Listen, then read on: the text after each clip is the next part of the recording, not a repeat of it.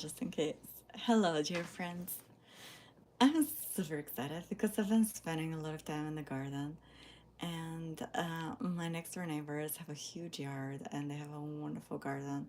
And I have a tiny little bit of garden, but it doesn't get much sun. So I garden with them, and I just love being outside, although it's been super hot. But my cucumbers have been doing amazing this year, and I love cucumbers, and I've been picking a bunch every day and sharing with my neighbors and my friends and eating a lot of them. And now I have eggplants and tomatoes, and some have peppers, and it's just wonderful. And I thought, with everything going on in the world, which I don't know what's going on because I haven't been watching the news for 15 years. Uh, but I know there are things going on because there are other people that are worried about things. Uh, Gardening is going to save the world, and it's very, very simple. Because gardening is so empowering and has so many benefits. And if you are dependent on the system that's falling apart, naturally you need to be worried. But I've already been through this once because I'm from Bulgaria, and Bulgaria used to be a communist country. So when I was 6, Bulgaria transitioned from communism to democracy, and it was a mess. It was a mess for years and years, and everything was a mess because the people were used to being completely, taken care of by the government, and the government owned everything. And all of a sudden, the government that was leaving stole a bunch of stuff, and now people had to fend for themselves and look for jobs for themselves and start businesses themselves. And it was definitely not easy. But what helped my family through this time was my grandparents who raised animals and had a garden. And that really helped out because at one point, even if you wanted to buy things, all the basic things, like it was hard. Uh, we had to stand in line to buy things like oil and sugar, just basic stuff. But because people had gardens, it was really, really beneficial and raised animals. And those are basic skills. Uh, and when you have basic skills, when you can build a dwelling, when you can grow your food or raise animals and have food, then you're not so dependent on the outside. And the reason we are in the situation that we're in is because we have removed ourselves from the land and nature.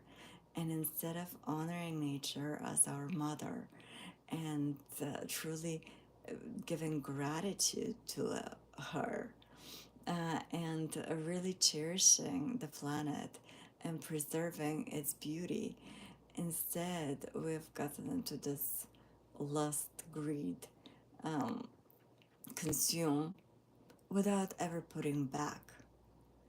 But a lot of people are realizing that, and there are a lot of people that are growing gardens in their front yard, in their backyard, community gardens, teaching others how to grow things, helping others start a garden. And if you start looking on YouTube, it's amazing. And this is how real revolutions are created. We don't sit and wait on a hero. We don't sit and wait on somebody else to like show the way, be the strong one for everybody. But we start to do what we can with what we have where we're at. And if I'm growing a bunch of cucumbers because that's all I have space for, uh, and you're growing a bunch of tomatoes because that's what you love and all you have space for, we can trade cucumbers and tomatoes back and forth. And in this way, I'm gonna have tomatoes too, and you're gonna have cucumbers too. And that's the beauty of gardening, is like from one little seed, especially, I think the best way to illustrate it is with a cherry tomato plant. Cherry tomato plants produce so many tomatoes in the course of a season. It's an insane amount, and it all started from one tiny little seed. And when we understand that, there's no way to garden and not be empowered. There's no way to garden and not feel a sense of wonder. Gardening is natural therapy. You are touching the dirt, the soil, the power of the soil, the power of the sun, the power of water, the power of air. Like all these elements combined, which that's what we're made of, and you are growing delicious, organic, nutritious food for yourself, your friends, and your family. How can that not be empowering and to feel connected to everybody and everything? And to know that you're planting a seed and then boom, you have a plant from it. And you nurture it and take care of it. And then it nurtures you and takes care of you. And it's this beautiful reciprocity. And then in the end, when the plant is done producing, you can compost it and it goes back to the earth. And nothing is ever wasted. And while the plant is producing, you have so much abundance that you can share with your neighbors and your friends and your family. And you create beneficial connections that are based on mutual love and care. And you're not only, like enriching yourself through gardening, but enriching others. Uh, and you empower yourself and you get calm and you realize that nature is naturally abundant and you are nature and you're naturally abundant and that not much is needed. And now people are coming with easier and better ways to make gardening easier and better, and ways to utilize smaller spaces, gardening on the deck, gardening in raised beds, food forests, permaculture, like all of these wonderful ways to make it work and set it up in such a way that it's easy to maintain and you can grow a lot of food in smaller spaces. And it's so beautiful. And imagine if, instead of going to the bar and drinking, and instead of like going to work out at the gym, people get together and garden together and share stories and listen to music and laugh. And then, have a potluck dinner with things that they have harvested. How much more rewarding and nurturing and promoting true connection that is, instead of just drowning our sorrows and talking about the same old stuff. So this is where the earth is transitioning to, and humanity. Uh, and when we understand that and begin to really appreciate the earth and take care of her and nurture her and design our lives around it, realizing that we're not on top of everyone and everything, but we're essential part of it. And as the most conscious beings on the planet, we're supposed to take care of everyone and everything else instead of abusing it and instead of depleting it. And when we understand the power of the feminine and begin to see women as the bearers of life and the connection between heaven and earth, the earth and spirit, the human and the divine, the earthly and the cosmic. And we begin to honor women in the same way that we honor nature. And honoring nature can help us appreciate women, and honoring women can help us appreciate nature because naturally it's all connected.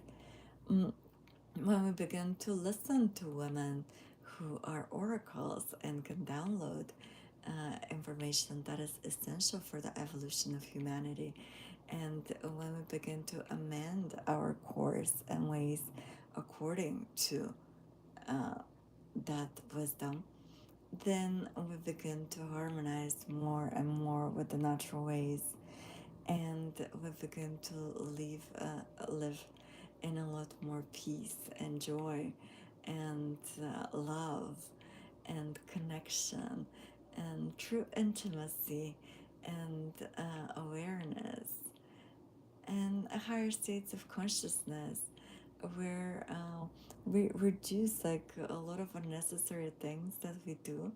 There's no reason for them, and instead we focus on what's truly important.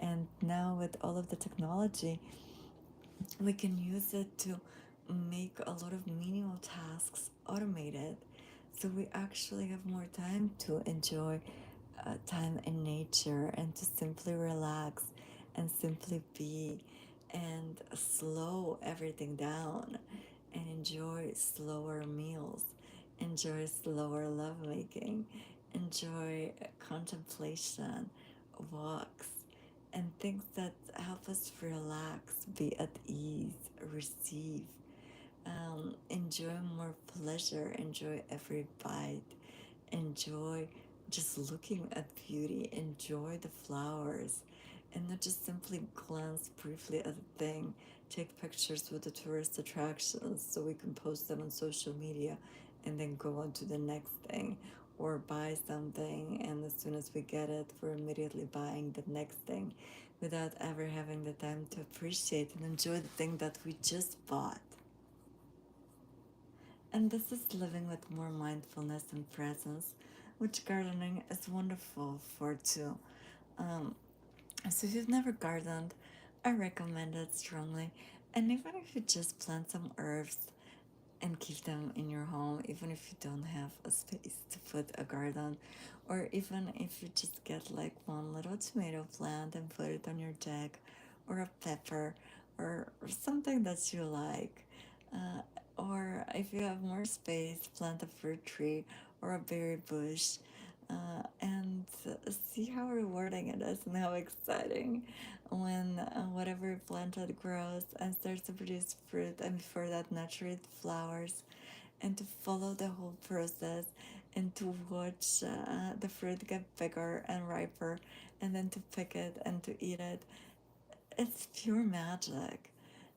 If that's not magic, I don't know what's magic. But in the same way that people skip the magic of the sunrise and the sunset and our own bodies, we tend to skip the magic of nature and live in this drab, listless world full of fear and whatever. Whereas the world is actually very magical if we stop perceiving through the veil of illusion and the stories of other people, but start actually perceiving to presence and being anchored in our bodies and experiencing the life that is right in front of us, not tainted by somebody else's narrative of what we should be focusing on, but really focusing on what we choose and interpreting our experience the way we are feeling it in the moment, not the way we should rationalize it. And because gardening is very tactile, it helps with sensitivity and developing that first-hand experience of life, and not watching about other things that happen to other people, but being in your body, in your life, growing your own food, and knowing that that's more than enough. It doesn't get more magical than that.